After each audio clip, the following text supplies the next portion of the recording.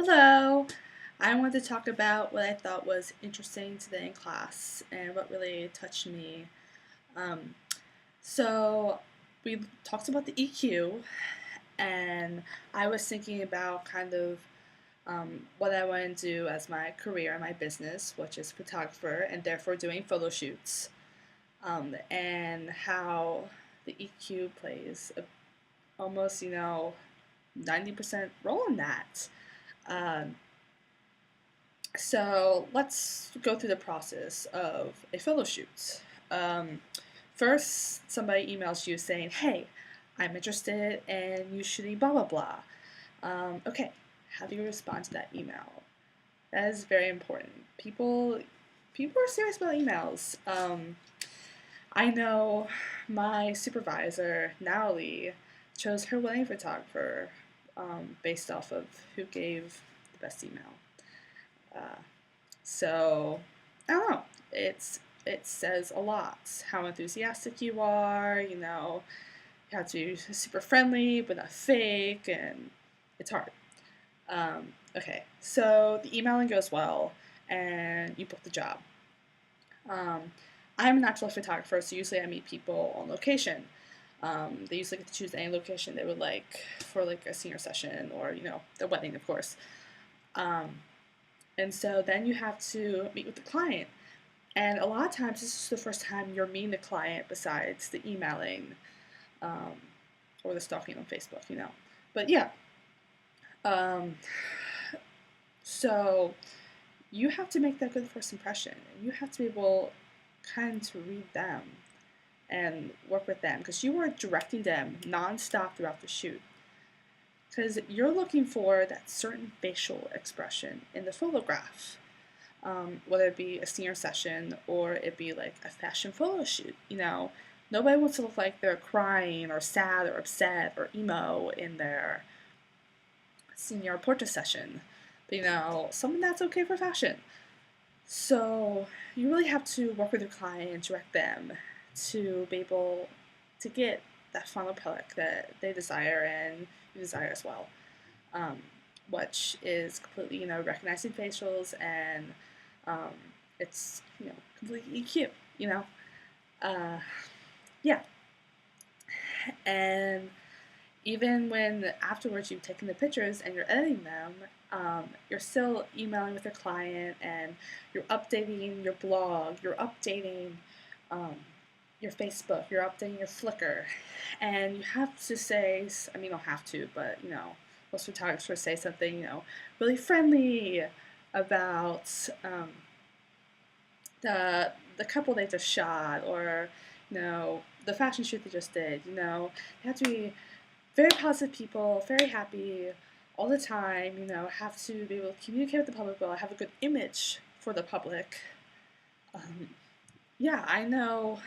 Again, my supervisor Natalie, people comment on her personality all the time, and her ability to be friendly all the time, and it really sticks with people. And you can have great photographs, but if your personality sucks or your EQ is not there, then you're not going to get booked, or at least, you know, have a good experience with your client.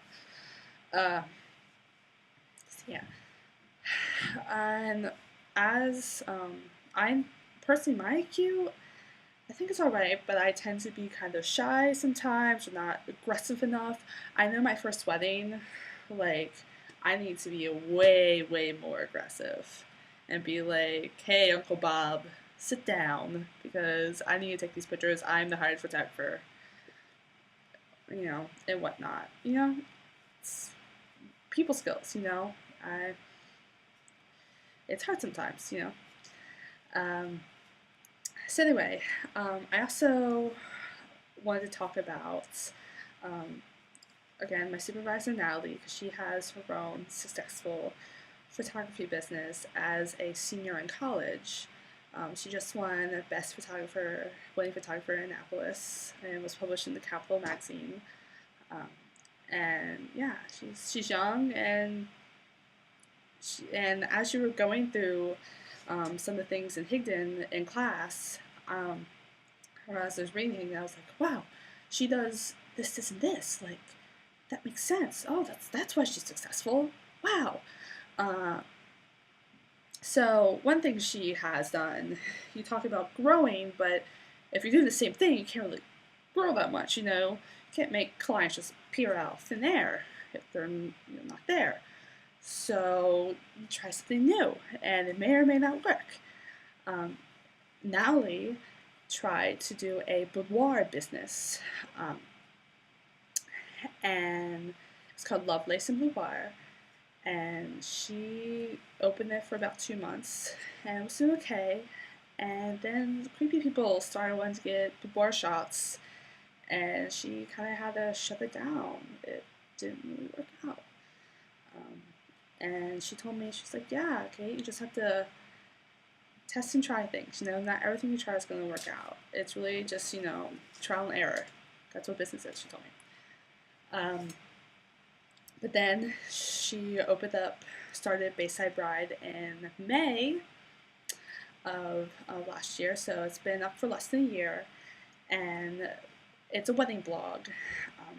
But basically, they have like a vendor list, and people pay money to be on their vendor list and be featured on their blog.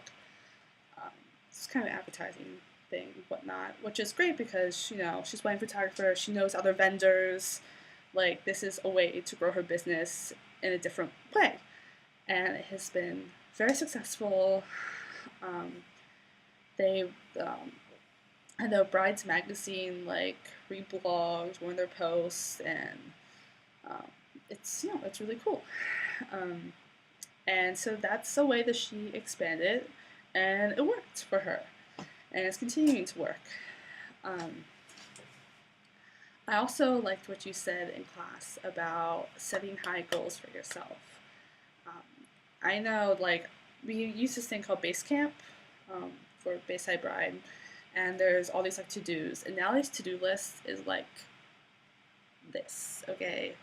I'm like, how does she do that in 1 week?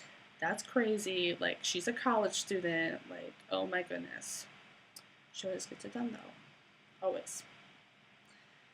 So, yeah, that's something I'm definitely want to try in my business, is to set the standards high and keep myself accountable and have the people around me keep me accountable. So yeah, that's kind of what I got out of class today, my response to it. Goodbye.